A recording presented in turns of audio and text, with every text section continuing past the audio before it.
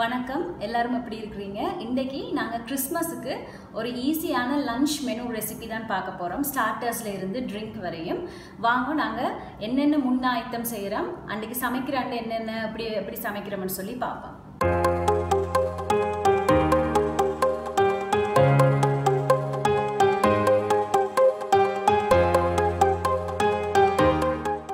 இப்போ நான் டெசர்ட்டுக்கு வந்து ஒரு கஸ்டர்ட் வச்சு ஒரு டெசர்ட் தான் ப்ரிப்பேர் பண்ண போகிறேன். அதுக்கு வந்து நான் இதில் 2.5 டேபிள் ஸ்பூன் கஸ்டர்ட் பவுடர் எடுத்து வச்சுருக்கிறேன். இதுக்குள்ளே ஒரு கொஞ்சம் பால் விடுவோம். நாங்கள் ஒரு கிட்டத்தட்ட ஒரு 4-5 டேபிள் ஸ்பூன் பால் இதை கரைக்கிறதுக்கு மாதிரி. சுட வச்ச பால் இல்லை, நான் ஃப்ரிட்ஜுக்குள்ளேருந்து எடுத்து வச்சுருக்கிறேன். இதை கரைக்கிற அளவுக்கு நீங்கள் பால் விட்டு இதை கரைச்சி ஒரு பக்கமாக வச்சுக்கொள்ளுங்க. முதல் நான் வந்து ஏற்கனவே கஸ்டர்ட் ரெசிபி ஒன்று போட்டிருக்கிறேன், ஃப்ரூட் கஸ்டர்ட். அப்போ அதில் நான் வந்து சரியாக உங்களுக்கு அளவுகளோடு சொல்லியிருக்கிறேன். இதுக்குள்ளே வந்து ஒரு கொஞ்சம் பால் விட்டுட்டு நாங்கள் இதை கரைச்சி எடுத்து வச்சுக்கொள்வோம். நான் கிட்டத்தட்ட 375 மில்லிலிட்டர் அல்லது 1.5 கப் பால் எடுத்துருக்கிறேன். அதில் தான் ஒரு கொஞ்சம் போட்டு முதல்ல இதை கரைக்க போகிறேன்.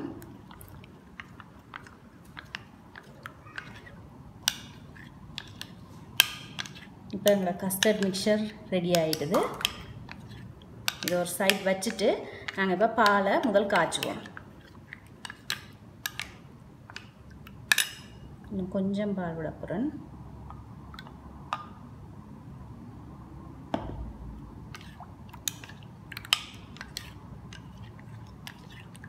இப்போ கஸ்டர்ட் மிக்சர் ரெடி. இது இருக்கட்டும் ஒரு பக்கம். இதுக்குள்ளே நான் மிச்ச பாலை விட்டுட்டு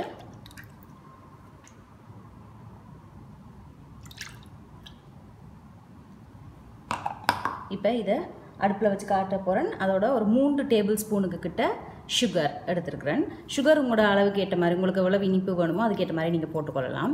ஏன்னா நாங்கள் இதில் இனி பிஸ்கட், கேக் எல்லாம் இந்த ரெசிபியில் இந்த டெசர்ட்டுக்கு நாங்கள் யூஸ் பண்ண போகிறோம். ஸோ அதனால் நான் சுகர் வந்து ஒரு 3 டேபிள் ஸ்பூன் அளவு தான் போட்டிருக்கிறேன். இப்போ நாங்கள் இதை காய்ச்சுவோம். இந்த பாலை ஒரு அளவான நெருப்பில் வச்சு ஒரு மீடியம் ஹீட்டில் வச்சு பாலை கொஞ்சம் காய்ச்சுங்க. கொஞ்சம் கொதிக்க விட்டு நாங்கள் அந்த கஸ்டர்ட் மிக்சரை போடலாம்.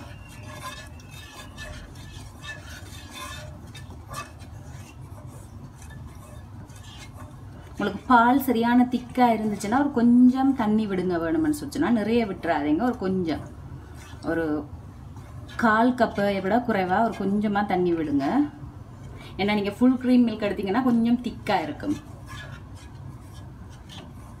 பால் இப்போ பார்த்தீங்கன்னா சாடையாக கொதிச்சு கொண்டு வருது. இந்த டைமில் நாங்கள் கஸ்டர்ட் போட்டுருவோம்.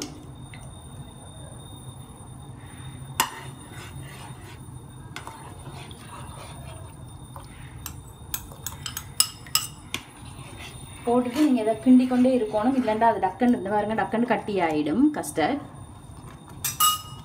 நிறைய நேரம் எடுக்காது.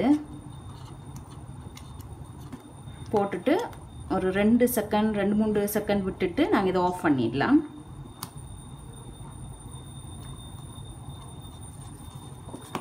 நீங்கள் வந்து டக்கண்டுக்கு இப்படி கட்டியாக கூட உங்களுக்கு நல்லா தண்ணியாகவே வேணும்னு சொல்லி சொன்னால் 375 மில்லிலிட்டர் பாலுக்கு நான் 2.5 டேபிள் ஸ்பூன் போட்டேன் நான் கஸ்டர்ட் பவுடர். நீங்கள் வந்து ஒரு கிட்டத்தட்ட 1.5 டேபிள் ஸ்பூன் போட்டிங்கன்னா கொஞ்சம் தண்ணியாக இருக்கும். அது உங்களுக்கு பொறுத்தது, உங்களுக்கு எப்படி வேணும்னு சொல்லி.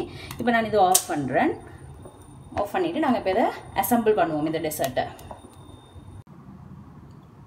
இப்போ நாங்கள் இந்த டெசர்ட்டை அசம்பிள் பண்ணுவோம். அதுக்கு நான் ஒரு கேக் டின் ஒன்று எடுத்துருக்கிறேன். உங்களுக்கு தேவையான மாதிரி ஒரு அளவான டின் எடுத்துக்கொள்ளுங்க. நாங்கள் இதை ஃப்ரிட்ஜுக்குள்ளே தான் வைக்க போகிறோம். இதுக்குள்ளே நான் ஒரு லேயர் கஸ்டர்ட் போடுறேன். ஒரு கொஞ்சமாக, நிறைய போட தேவையில்லை. ஃபர்ஸ்ட் லேயர் சும்மா ஒரு கொஞ்சம்.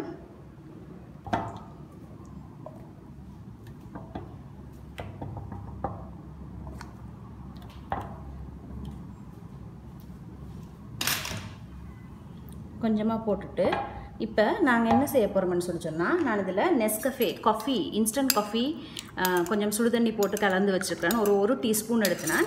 இதுக்குள்ளே நாங்கள் இந்த மாரி பிஸ்கட் இருக்குது, அதை வந்து ஜஸ்ட் டிப் பண்ணிவிட்டு இதில் அரேஞ்ச் பண்ண போகிறேன். நான்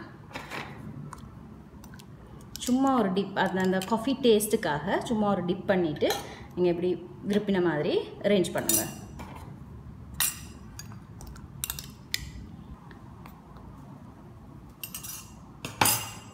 இப்போ பார்த்தீங்கன்னா நான் பிஸ்கட் அரேஞ்ச் பண்ணிட்டேன். இப்போ நான் இதுக்கு மேலே என்ன செய்ய போகிறேன்டா, கொஞ்சம் சாக்லேட் கேக். இது நான் கடையில் தான் வாங்கினான், செய்யலை.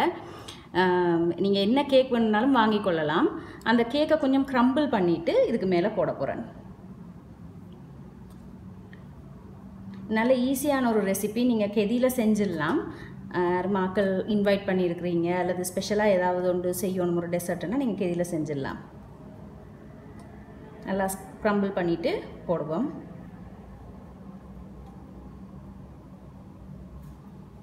நீங்கள் 2-3 லேயர்ஸாக கூட செய்யலாம் இதை.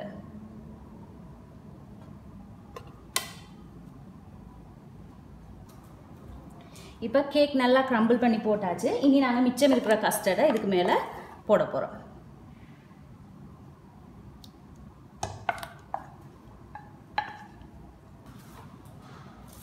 இப்போ நான் கஸ்டர்டை நல்லா லேயர் பண்ணிட்டேன். இதை இப்போ க்ளோஸ் பண்ணி நாங்கள் ஃப்ரிட்ஜுக்குள்ளே வைக்க வேண்டியது தான். சர்வ் பண்ணுறதுக்கு ஒரு 15-20 மினிட்ஸுக்கு முன்னால் நீங்கள் எடுத்து வச்சுட்டு சர்வ் பண்ணலாம். ஃப்ரீசருக்குள்ளே வைக்கக்கூடாது, ஜஸ்ட் ஃப்ரிட்ஜுக்குள்ளே வைங்க. நாங்கள் வந்து சர்வ் பண்ணுறதுக்கு முதல்ல ஏதாவது டாப்பிங் கூட போட்டுக்கொள்ளலாம். நல்லா கவர் பண்ணிவிட்டு நாங்கள் இதை ஃப்ரிட்ஜுக்குள்ளே வச்சுருவோம். இப்போ நாங்கள் இந்த கோழியை வந்து மேரினேட் பண்ணுவோம். அதை நான் நல்லா கழுவி மஞ்சள் உப்பு போட்டு நல்லா கழுவி வச்சுக்கணும். எல்லாம் க்ளீன் பண்ணிவிட்டு முழு கோழியாக தான் செய்ய போகிறோம் நாங்கள். அதுக்கு முதல் நான் இதில் கொஞ்சம் இப்படி கேஷஸ் கொஞ்சம் கீறு கொஞ்சம் போட்டு விட்டால் அந்த நாங்கள் போடுற மசாலா வகையெல்லாம் உள்ளுக்குள்ளே நல்லா போகும்.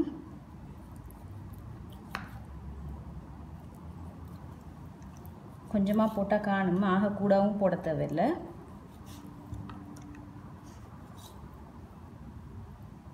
இப்போ நாங்கள் இதுக்கு ஒரு மசாலா ஒன்று ரெடி பண்ண போகிறோம். 1.5 டேபிள் ஸ்பூன் இஞ்சி பூண்டு பேஸ்ட் போட போகிறேன். இஞ்சியும் உள்ளியும் போட்டு பேஸ்ட் பண்ணி வச்சுருக்கிறேன் 1.5 டேபிள் ஸ்பூனுக்கிட்ட. இதில் வந்து Kashmiri red chilli 1 table spoon இருக்குது, கலருக்காக போடுறது. இது வந்து சிக்கன் மசாலா, நீங்கள் ஏதாவது ஒரு சிக்கன் மசாலா போடலாம்.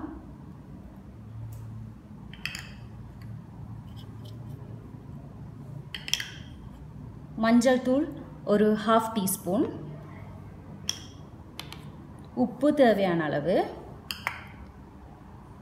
மிளகு பவுடர் மிளகுத்தூள் ஒரு டீஸ்பூன் அல்லது கொஞ்சம் குறைவாக அது உங்களோட உரைப்புக்கு ஏற்ற மாதிரி போட்டுக்கொள்ளுங்க. இவ்வளோ தான் நான் போட போகிறேன். இதோட வந்து நான் தேசிக்காய் புளிஞ்சு விட போகிறேன். தேசிக்காய் கிட்டத்தட்ட ஒரு தேசிக்காய் கிட்ட புளிஞ்சு விட போகிறேன் நான்.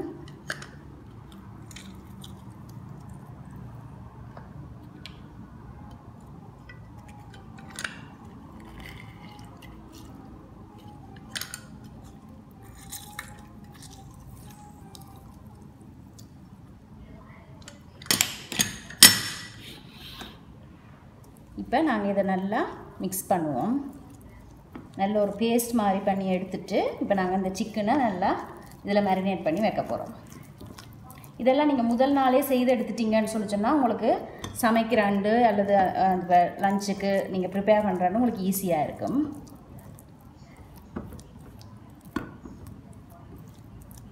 இதுக்குள்ள கொஞ்சமாக நாங்கள் வேணுமெண்டா எண்ணெய் விடலாம். எண்ணெய் கொஞ்சம் விட்டால் அந்த மசாலா அப்படியே கோழியில் ஒட்டி கொள்ளும். நிறைய விட தேவையில்லை, ஒரு கொஞ்சம் ஒரு 1/2 டீஸ்பூன் காணும்.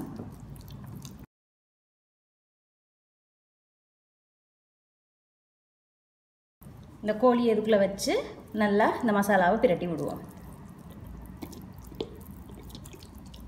பிரட்டிட்டு இதை ஃப்ரிட்ஜுக்குள்ளே வச்சா சரி. ஃப்ரீசரில் வைக்க தேவையில்லை, நீங்கள் நார்மலாக ஃப்ரிட்ஜுக்குள்ளே வைங்க. இப்போ நான் கோழியை நல்லா பிரட்டி வச்சுட்டேன் மசாலாவில். இதை மூடி ஃப்ரிட்ஜுக்குள்ளே வச்சுருவோம்.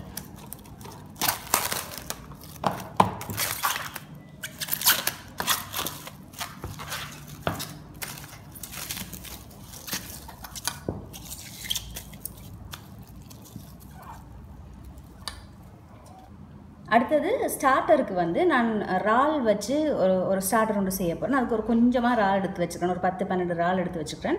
இதுக்கு ஒரு கெதியில் ஒரு சின்ன ஒரு மேரினேட் பண்ண போகிறோம். கொஞ்சமாக வெட்டுத்தூள் ஒரு 1/4 டீஸ்பூன், நீங்கள் எடுக்கிற இறாலுக்கு ஏற்ற மாதிரி மாற்றிக்கொள்ளுங்க. மஞ்சள் போட்டு தான் கழுவி இருக்கிறேன், இருந்தாலும் ஒரு கொஞ்சம் மஞ்சள், ஒரு பிஞ்ச் மஞ்சள் காணும்.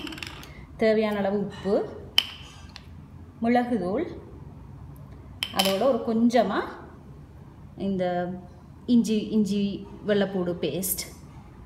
அதோட வந்து இது ஒரு ஸ்டார்டர் தானே, அப்போ அது கொஞ்சம் ஒரு வித்தியாசமான டேஸ்ட்டில் இருக்கும். அதுக்கு ஒரு கொஞ்சமாக இட்டாலியன் ஹெர்ப்ஸ் உங்கள்கிட்ட இருந்தால் போடுங்க, இல்லாட்டிக்கு போடாட்டிக்கும் பரவாயில்ல. இதுக்கு லெமன் இருந்தால் நீங்கள் லெமன் புளிஞ்சு விடலாம். நான் வந்து கொஞ்சமாக தேசிக்காய் புளி விட போகிறேன்.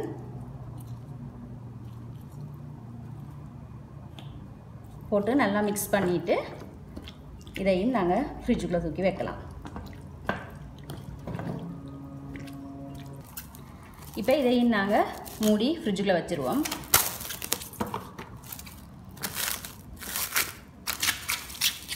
அடுத்தது இன்னொரு ஸ்டார்டருக்குரிய மின்ஸ் சிக்கன் கொஞ்சம் எடுத்து வச்சுக்கிறேன். அதை ஒரு பிரட்டல் மாதிரி செய்து வைக்க போகிறோம்.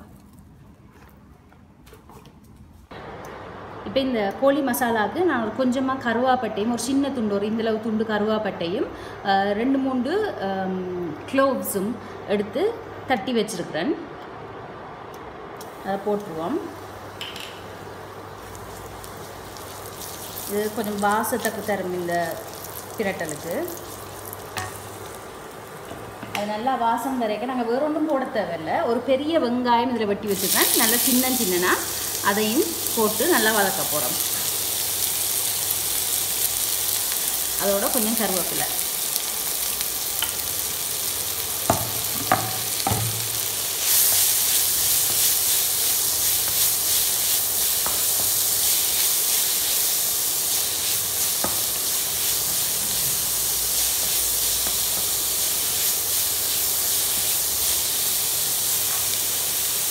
தேவையான அளவு உப்பு போடுவோம்.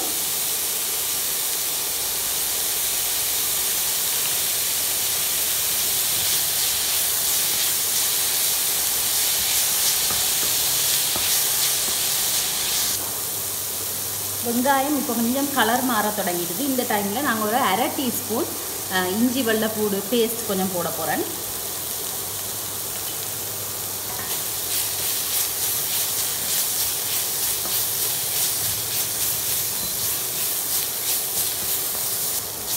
இப்போ வெங்காயம் நல்லா வதங்கிட்டது. நாங்கள் இறைச்சியை போடுறதுக்கு முதல் இதுக்குள்ளே போடுற தூள் வகைகளை இதுக்குள்ளே போட்டுருவோம்.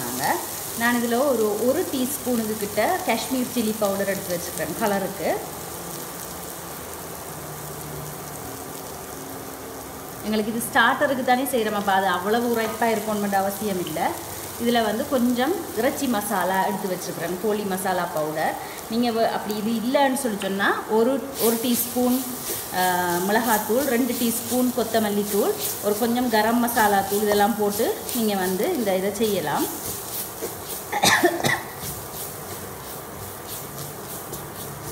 கொஞ்ச நேரம் விட்டுட்டு நாங்கள் இப்போ இந்த கோழியை இந்த மின்ஸ் சிக்கன் எடுத்து வச்சுருக்கிறோம். நல்லா சின்ன சின்ன துண்டாக அரைச்சி வச்சுருக்குறாங்க.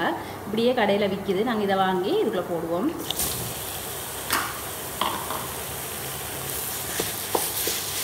போட்டு நல்லா மிக்ஸ் பண்ணுவோம். இதை நல்ல ஒரு வர மாதிரி வரும். இது நல்லா வெந்து அது வரையும் நல்லா இதை கிளறி வேக வைப்போம்.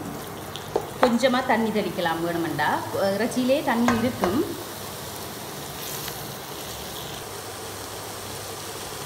நான் சும்மா ஒரு கொஞ்சம் சொட்டு தண்ணி கொஞ்சம் இப்படி தெளிச்சிட்டு இதை விட போகிறேன். நல்லா வேக வரும் வரையும்.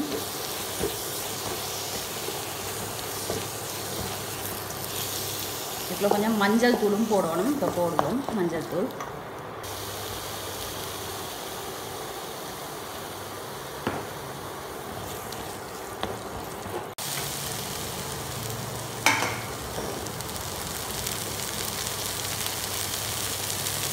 இப்போ கிட்டத்தட்ட ஒரு 15 நிமிஷம் ஆயிட்டுது. நல்லா கிளறி விட்டு இதை வந்து நல்லா வேக விட்டிங்கன்னா அப்படி முட்டை வர மாதிரி வந்துட்டுது.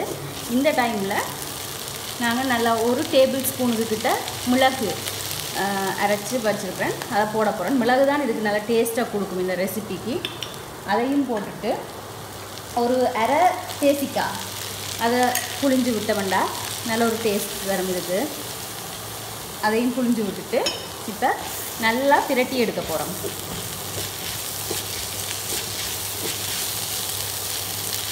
இந்த டைமில் உப்பு புளியெல்லாம் பார்த்துக்கொள்ளுங்க எப்படி இருக்குன்னு சொல்லி. நல்லா முட்டை வர மாதிரி இப்படி நல்லா வர மாதிரி வரும்.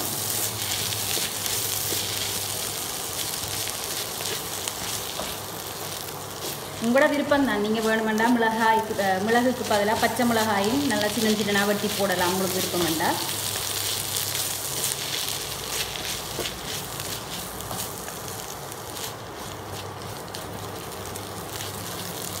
நீங்கள் இந்த இதில் இது இப்படி இருக்கேக்கையும் எடுக்கலாம். அப்படி இல்லைன்னா இன்னும் கொஞ்சம் எண்ணெய் விட்டு நல்லா முருக இதை வந்து நல்லா ப்ரௌன் ஆகும் வரை நல்லா முருக விட்டும் எடுக்கலாம். அது உங்களோட விருப்பம், எப்படி உங்களுக்கு அது வேணும்னு சொல்லி. நான் இன்னொரு 2-3 நிமிஷத்தில் இதை ஆஃப் பண்ண போகிறேன். இப்போ இந்த மசாலாவும் ரெடி ஆகிட்டது. நாங்கள் இதை நல்லா ஆற விட்டுட்டு இதையும் ஃப்ரிட்ஜுக்குள்ளே வைக்க போகிறேன். நான்